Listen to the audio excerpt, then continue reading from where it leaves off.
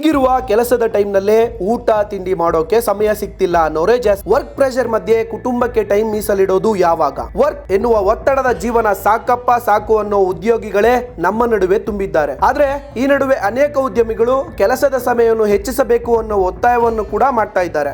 ಉದ್ಯೋಗಿಗಳು ವಾರಕ್ಕೆ 70 ಗಂಟೆ ಕೆಲಸ ಮಾಡಬೇಕು ಅನ್ನೋ ಇನ್ಫೋಸಿಸ್ ನಾರಾಯಣಮೂರ್ತಿ ಹೇಳಿಕೆ ನಡುವೆ ಇದೀಗ L&T ಕಂಪನಿಯ ಅಧ್ಯಕ್ಷರಾದ ಎಸ್.ಎನ್. ಸುಬ್ರಮಣಿಯನ್ 90 ಗಂಟೆ ಕೆಲಸ ಮಾಡುವ ಬಗ್ಗೆ ಶಾಕಿಂಗ್ ಸ್ಟೇಟ್ಮೆಂಟ್ ಒಂದನ್ನ ಕೊಟ್ಟಿದ್ದಾರೆ. ಭಾರತದ ಯುವ ಸಮುದಾಯ ವಾರಕ್ಕೆ 70 ಗಂಟೆ ಕೆಲಸ ಮಾಡಬೇಕು ಎನ್ನುವ ಇನ್ಫೋಸಿಸ್ ನಾರಾಯಣಮೂರ್ತಿ ಅವರ ವಾದಕ್ಕೆ ಈಗಾಗಲೇ ಹಲವರು ವಿರೋಧ ವ್ಯಕ್ತಪಡಿಸುತ್ತಿದ್ದಾರೆ. ಈ ನಡುವೆ L&T ಚೇರ್ಮನ್ ಸುಬ್ರಮಣಿಯನ್ ಅವರು ಇನ್ನು ಒಂದು ಹೆಜ್ಜೆ ಮುಂದೆ ಹೋಗಿದ್ದಾರೆ.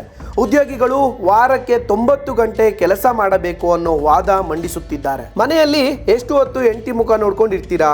ಕಚೇರಿಗೆ ಬಂದು ಕೆಲಸ ಮಾಡಿ, ಆಗ ಮಾತ್ರ ಜೀವನದಲ್ಲಿ ದೊಡ್ಡ ಮಟ್ಟದಲ್ಲಿ ಬೆಳೆಯಲು ಸಾಧ್ಯ ಎಂದು ಉದ್ಯೋಗಿಗಳಿಗೆ ಕಿವಿ ಮಾತು ಹೇಳಿದ್ದಾರೆ. ಅಷ್ಟು ಮಾತ್ರವಲ್ಲ, ಉದ್ಯೋಗಿಗಳು ಶನಿವಾರದ ಜೊತೆಗೆ ಭಾನುವಾರವೂ ಕೆಲಸ ಮಾಡಬೇಕು ಎಂದಿದ್ದಾರೆ. IT ಕಂಪನಿಗಳು ಸೇರಿ ದೊಡ್ಡ ದೊಡ್ಡ ಸಂಸ್ಥೆಗಳು ಉದ್ಯೋಗಿಗಳಿಗೆ ವಾರಕ್ಕೆ 2 ದಿನ ವೀಕ್ ಆಫ್ ಕೊಟ್ಟಿವೆ.